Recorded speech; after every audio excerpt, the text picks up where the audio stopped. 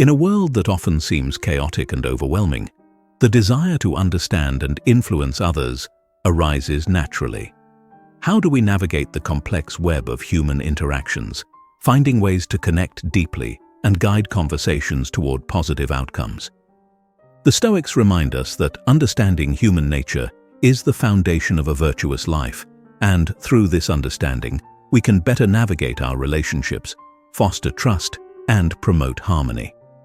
The following 10 psychological principles provide valuable tools for persuasion and influence, aligning with the Stoic belief in ethical communication and mutual respect. When used thoughtfully and ethically, they can enhance our ability to relate to others and guide them towards decisions that benefit not only themselves, but the community as a whole. By watching this video, you will gain insights into the human mind, learn how to master these techniques, and understand how to apply them in your everyday life to strengthen your connections and foster cooperation. Before we delve into the first principle, consider this. What if the way we speak, the gestures we make, or the actions we take could significantly alter the outcomes of our daily interactions? What would it mean to live in accordance with nature by using these principles to cultivate not just external success, but internal harmony?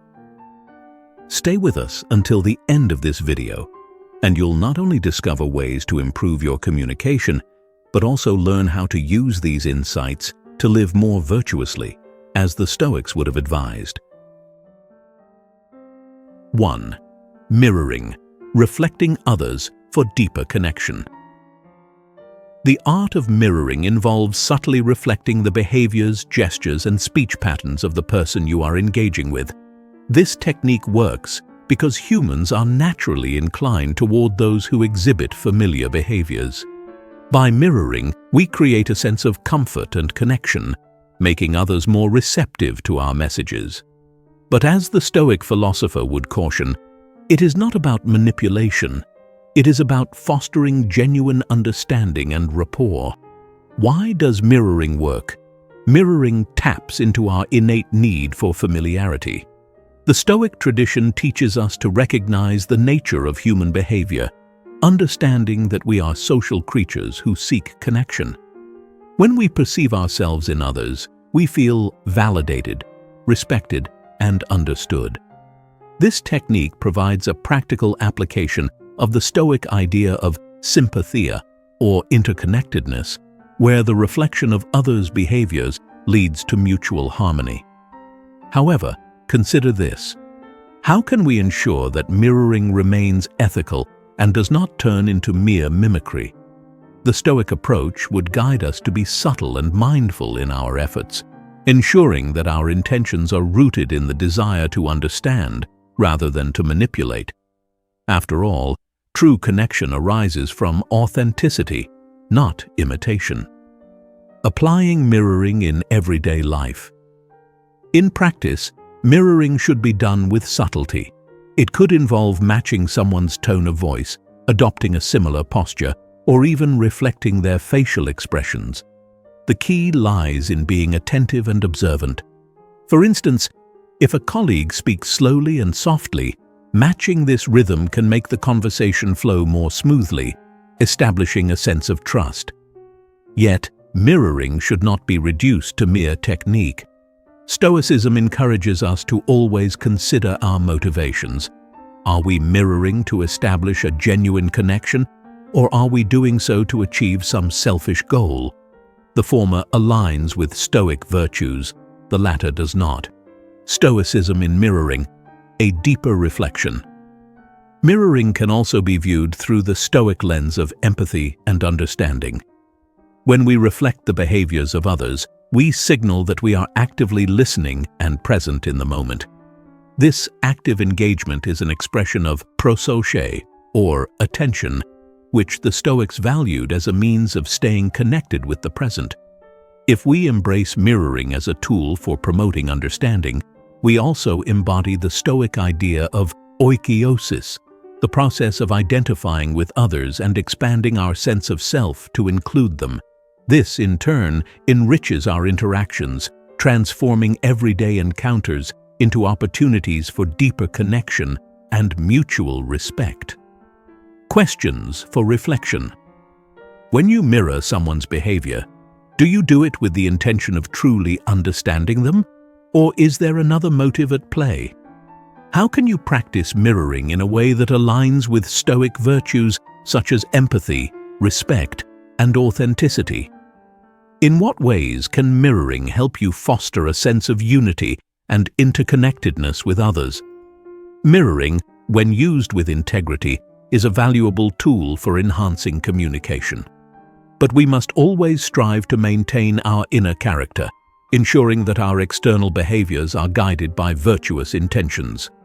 Let us now move on to the next psychological principle, one that can add a powerful yet subtle dimension to our interactions: the principle of scarcity. 2. Scarcity, creating value by limiting availability. Scarcity is a powerful psychological principle that reveals how people are more likely to value things that are perceived as rare or difficult to obtain. This principle is not merely a trick of the mind, but reflects our natural tendency to seek what we might lose. The Stoics remind us to be mindful of how external things can distract us from what is truly important. Yet, scarcity can also serve as a tool to guide others toward decisive action. Why does scarcity work? Scarcity triggers the fear of missing out, a fear that the Stoic sage would seek to temper with rational thought and self-control. When we perceive an opportunity as limited, we tend to place higher value on it because we fear losing out. This principle taps into the emotional aspect of decision-making, creating a sense of urgency.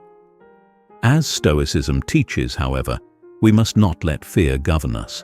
Instead, we can use the principle of scarcity to encourage timely decision-making while remaining detached from the outcome. The goal is not to manipulate, but to bring attention to the value of what is offered, prompting others to act in accordance with their true interests. Practical application of scarcity. In marketing, scarcity is often used to create urgency. Limited time offers, exclusive deals, and countdowns all play on the idea that time or availability is running out. This tactic can be effective, but the Stoic perspective advises caution. We must ask ourselves, are we creating scarcity where none truly exists, or is there a legitimate reason for the limitation? The latter aligns with ethical principles, while the former could be seen as deceptive. In social interactions, the concept of scarcity can be applied by limiting access to your time or resources. For instance, setting boundaries on when you are available to meet can make your time seem more valuable. However, ensure that these boundaries are established for the sake of maintaining your own well-being and not as a tactic to manipulate others. Stoicism and scarcity, a lesson in detachment. The principle of scarcity also serves as a reminder of the transient nature of all things, a core Stoic teaching. By acknowledging that everything external is subject to change and loss, we can better appreciate the present moment without becoming overly attached to outcomes. In this way, scarcity encourages us to focus on what truly matters and to act with urgency in matters of virtue rather than in the pursuit of fleeting pleasures. The Stoic sage would not use scarcity as a means of coercion, but would recognize it as a way to emphasize the value of time, opportunities, and even relationships. How often do we take for granted the things that seem abundant, only to appreciate them once they become scarce? Questions for reflection. When faced with a scarce opportunity, do you act out of fear of missing out, or do you evaluate its true value in alignment with your principles? How can you use the idea of scarcity to remind yourself of the transient nature of all external things? In what ways can you establish healthy boundaries to protect your time and energy while still being available to others? Scarcity, when viewed through the lens of Stoicism, becomes a tool not for manipulating others, but for living with greater intention and urgency. Let us now explore the power of the name, a technique that is both simple and profound in its impact. 3. The power of a name. The importance of recognizing individuality. The simple act of using someone's name in a conversation is more powerful than we might realize. In Stoicism, recognizing the inherent value of each individual aligns with the virtue of justice. When we call someone by their name, we are not merely capturing their attention, we are affirming their identity, acknowledging their presence, and showing respect for who they are. Why does using a name matter? A person's name is a representation of their essence, history, and unique qualities. By using it, we make an interaction more personal, showing that we are not addressing just anyone, but a specific individual with intrinsic value. Stoicism teaches us to view others as fellow rational beings, deserving of our recognition and respect. Using someone's name is a subtle yet significant way of putting this principle into practice. But let us ask ourselves, are we using someone's name out of genuine recognition or merely as a tactic to gain favor? The Stoic would encourage us to be sincere, using the name not to manipulate, but to build a connection based on mutual respect. Practical uses of the power of a name. In social and professional settings, addressing someone by their name can enhance communication. For instance, when giving feedback, saying, "John, I appreciate your efforts on this project," is more impactful than just, "I appreciate your efforts." It personalizes the message and reinforces the value of the individual. The Stoic approach would extend this practice to all interactions, not just with those from whom we seek something in return. After all, justice is about giving each person their due, and recognizing them as a unique individual is a part of that practice. Stoicism in the power of a name. The Stoic notion of sympathia, or the interconnectedness of all beings, suggests that each person is a vital part of the whole. By using someone's name, we acknowledge their specific role in our shared existence, making our communication more meaningful and aligned with the virtue of justice. Moreover, the way we use someone's name reflects our character. If we use it to flatter or manipulate, we stray from the path of virtue. But if we use it to show respect, to acknowledge the other person's presence genuinely, we act in accordance with nature. Questions for reflection. When you address someone by their name, do you do so with the intent to genuinely recognize their individuality? How can using someone's name more mindfully help you foster deeper and more meaningful connections? Are there moments when you might overlook the importance of recognizing someone's identity? How can you incorporate this awareness into your daily interactions? Using the power of a name goes beyond mere politeness. It is an act of recognizing another person's dignity. Let us now consider a principle that taps into the natural give and take of human relationships, the law of reciprocity. 4. The law of reciprocity, giving to create mutual value.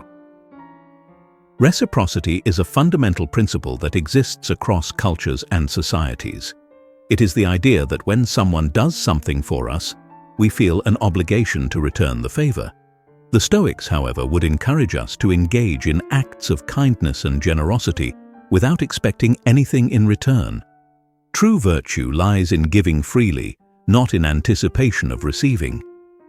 Why does reciprocity influence behavior? The law of reciprocity leverages a natural human tendency to maintain social balance.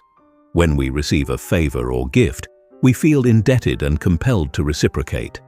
This is not inherently manipulative, but reflects a social norm that fosters cooperation and mutual benefit. In Stoicism, the act of giving should stem from a place of genuine generosity, aligning with the virtue of kindness. However, we must be cautious. Do we give to others with the hidden expectation of future rewards? Or do we act from a place of selflessness, content in the knowledge that our actions align with the good? Applying the law of reciprocity. To use this principle in everyday life, one could begin by offering small acts of kindness, such as a compliment, valuable advice, or a helping hand. These gestures create a dynamic where the other person is likely to reciprocate, thus strengthening the bond. For example, in a professional setting, offering assistance to a colleague can foster a collaborative relationship. From a Stoic perspective, though, the key lies in detaching from the outcome. If the favor is returned, it is a welcome bonus. If not, the act of giving remains virtuous. We should remember Epictetus's teachings. Do not be concerned with things beyond your control. We can control our generosity, but not the response of others. Stoicism and reciprocity. The virtue of selfless giving. The law of reciprocity aligns with Stoicism when it encourages acts of kindness for their own sake, rather than for the sake of creating a sense of obligation in others. The Stoics would remind us that the highest form of giving is to do so without expectation of return. In this way, we fulfill our role as social beings, contributing to the common good without attachment to external rewards. Moreover, practicing reciprocity with this mindset can help us detach from the desire for external validation. The Stoic path is one of self-sufficiency, where our satisfaction comes from living virtuously, not from the rewards of others. Thus, even in giving, we can practice the Stoic discipline of focusing on our own actions and motivations. Questions for reflection.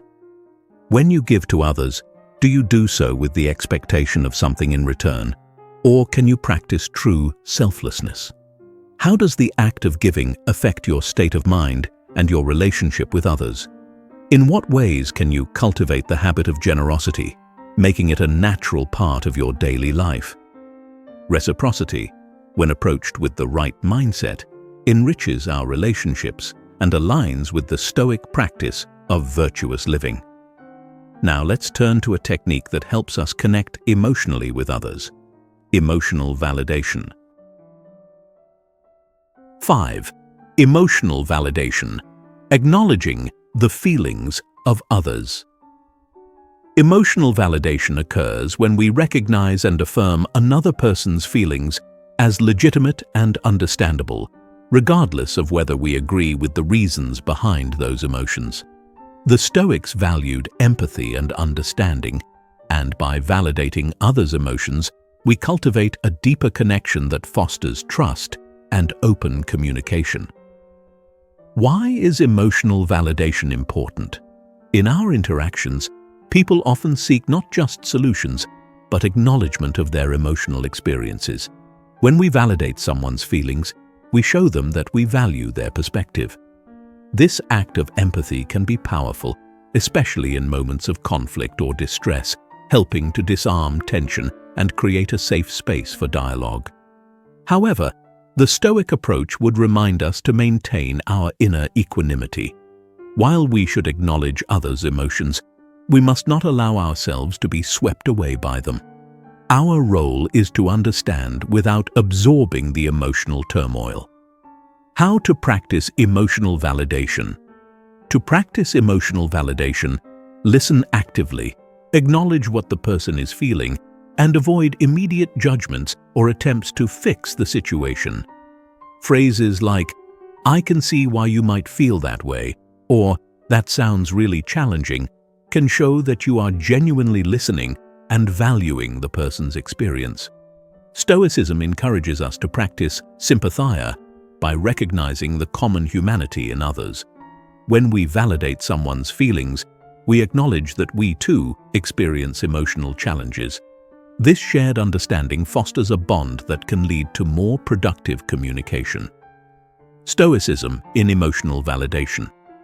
While Stoicism teaches detachment from external events, it does not advocate for emotional coldness. On the contrary, the philosophy encourages us to be compassionate as long as our compassion is rooted in rational understanding. Emotional validation, therefore, is not about condoning irrational emotions, but about recognizing them as part of the human condition. In validating others, we practice philanthropia, love of mankind. We extend our goodwill to others by acknowledging their struggles, and we fulfill our social duty to support one another. Questions for reflection. Do you find it difficult to validate someone's emotions if you disagree with their perspective? How can you overcome this? How does recognizing and acknowledging the emotions of others help in creating stronger connections? Can you practice emotional validation while still maintaining your inner calm and rational judgment? Emotional validation fosters trust and connection, aligning with the Stoic ideal of living harmoniously with others. Next, let us explore a principle that relies on the influence of others: social proof. 6. Social proof, the influence of collective behavior. Social proof is a powerful psychological principle based on the idea that people look to the behaviors and actions of others to determine their own decisions, especially in situations of uncertainty. The Stoics understood that humans are social creatures, naturally influenced by the actions and opinions of those around them. However, they would also caution us to avoid being blindly swayed by the crowd and to maintain our reasoned judgment. Why does social proof work? Social proof is grounded in our tendency to conform to the behavior of the group, especially when we are unsure of what action to take. When we see others acting in a certain way or endorsing a particular idea, we perceive it as a signal of its validity or correctness. This phenomenon can be seen in various contexts, from choosing a restaurant based on reviews to purchasing a product endorsed by a large number of people. Yet, the Stoic approach encourages us to question: are we acting according to our own reasoned judgment, or are we merely following the crowd? Epictetus taught that we must always be guided by our own rational evaluation rather than conforming to societal norms without reflection. How to use social proof ethically. In practice, social proof can be used to guide others toward beneficial behaviors by highlighting the actions of a respected or relevant group. For example, if promoting a health initiative, showing how many people have already adopted the practice can encourage others to follow suit. In the workplace, sharing stories of team members who have embraced a new process can help ease the transition for others. From a Stoic perspective, using social proof should be about promoting behaviors that are genuinely beneficial and virtuous, rather than manipulating others for personal gain. The intention behind using this principle should always be to guide others toward a greater good. Stoicism and social proof.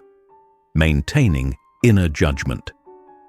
The Stoics valued the practice of maintaining one's own judgment and not being overly influenced by external opinions.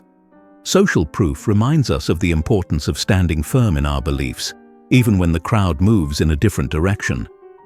As Marcus Aurelius wrote, "The object of life is not to be on the side of the majority, but to escape finding oneself in the ranks of the insane." While social proof can be a valuable tool for persuasion, we must also be vigilant in our own decision-making, ensuring that we do not become followers of the crowd at the expense of our rational mind. The Stoic practitioner uses social proof to guide others while maintaining their own path of reason. Questions for reflection. Do you find yourself influenced by the opinions and actions of others? How can you practice greater discernment? How can social proof be used to encourage positive actions and avoid promoting harmful behaviors? What steps can you take to ensure that your decisions are based on reason and virtue rather than social pressure? Social proof, when used with wisdom, can help guide others toward the good while reminding us to remain true to our inner principles. Now, let's consider the favor technique, which involves creating a positive dynamic through small acts of assistance. 7. The favor technique, building bonds through small requests. The favor technique, also known as the Ben Franklin effect, is based on the idea that asking someone for a favor can actually increase their liking for you. When a person performs a favor, they rationalize their behavior by believing that they must like you enough to help, thus creating a stronger bond. This technique aligns with the Stoic principles of reciprocity and community, but with an important caveat: it must be used with genuine respect for the other person's autonomy. Why does the favor technique work? The favor technique leverages the principle of cognitive dissonance. When someone does a favor, they justify their actions by aligning their beliefs with their behavior, often leading them to feel more positively about the person they helped. In essence, doing a favor helps the helper resolve any internal conflict about why they would assist someone, leading to a more favorable view of the recipient.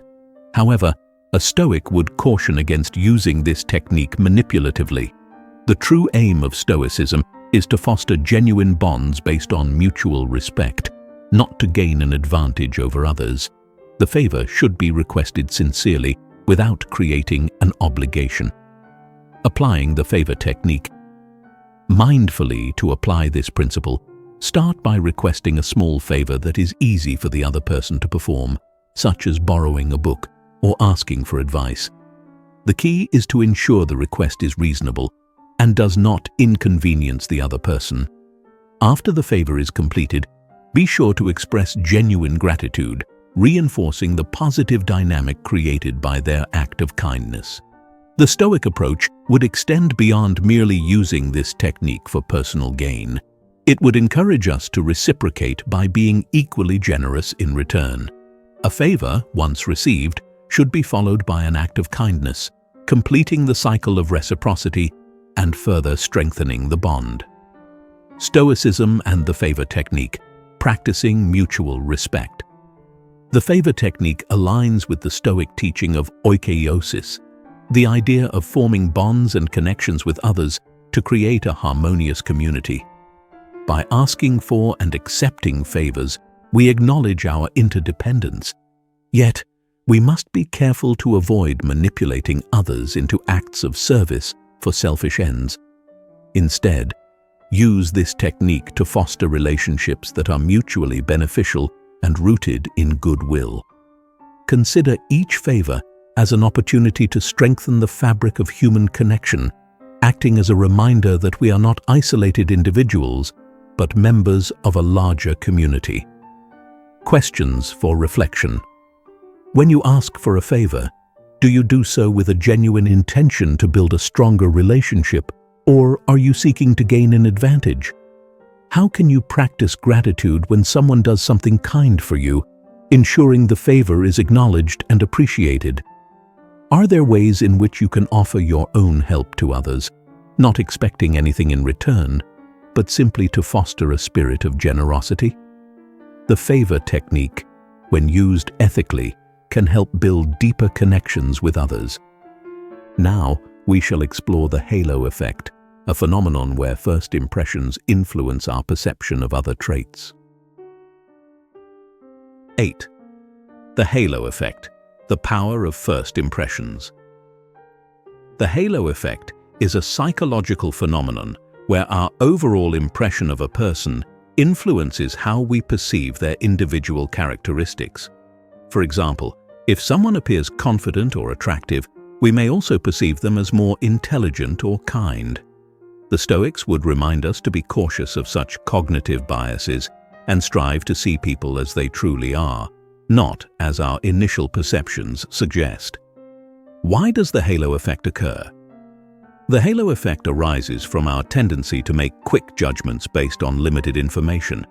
It is a mental shortcut that helps us navigate social interactions, but can also lead to inaccurate or biased assessments.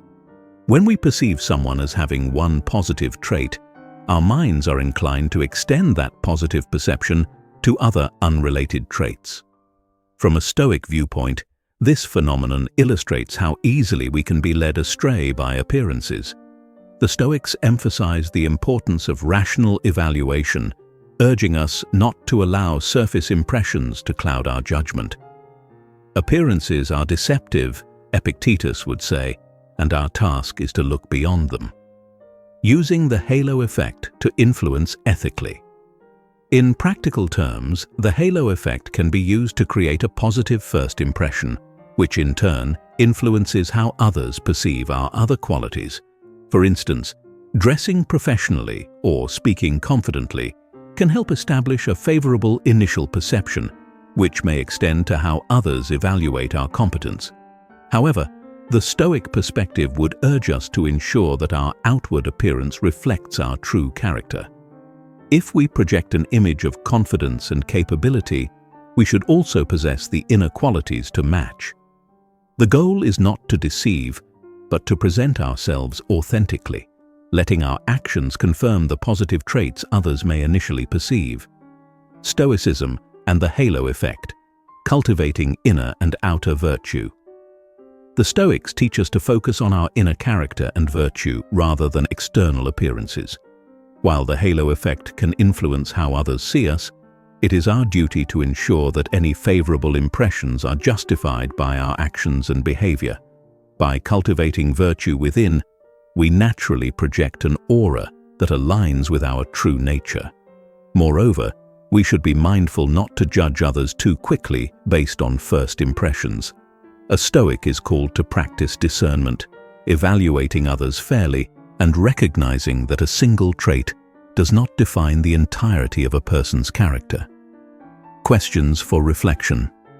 Do you find yourself making assumptions about others based on their appearance or demeanor? How can you practice looking beyond the surface? When presenting yourself to others, are you projecting qualities that truly reflect your inner values?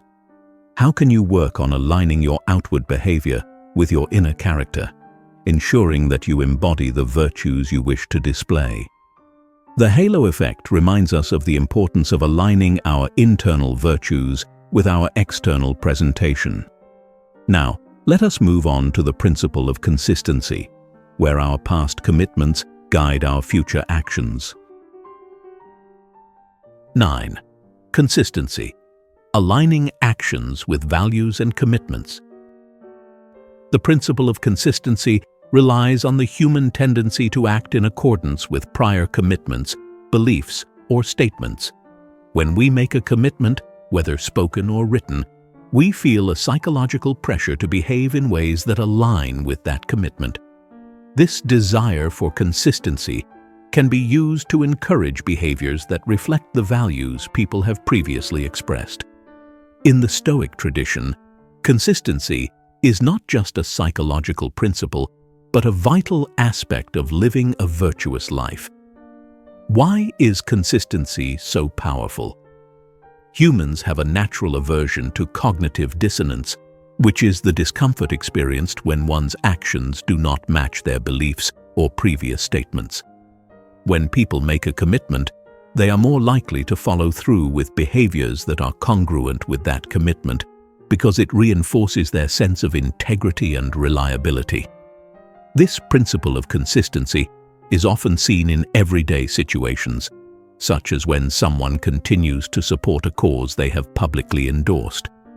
The Stoic approach would encourage us to consider the commitments we make carefully. As Marcus Aurelius wrote in his Meditations, "Waste no more time arguing what a good man should be one." The essence of Stoicism is not merely to hold values or make declarations, but to act consistently with those values in every aspect of life. How to apply the principle of consistency? To apply this principle effectively, begin by encouraging small, voluntary commitments that align with the person's values or beliefs. For example, in a work setting, asking a colleague to agree on the importance of meeting deadlines can lead to greater adherence to time management practices later on. By securing initial agreements on small matters, you lay the foundation for larger commitments in the future. However, the Stoic view would emphasize that these commitments should be made freely and align with the individual's true values. It is essential to respect the other person's autonomy, ensuring that their commitments are meaningful and not made under pressure or coercion. Stoicism and consistency. living in accordance with virtue.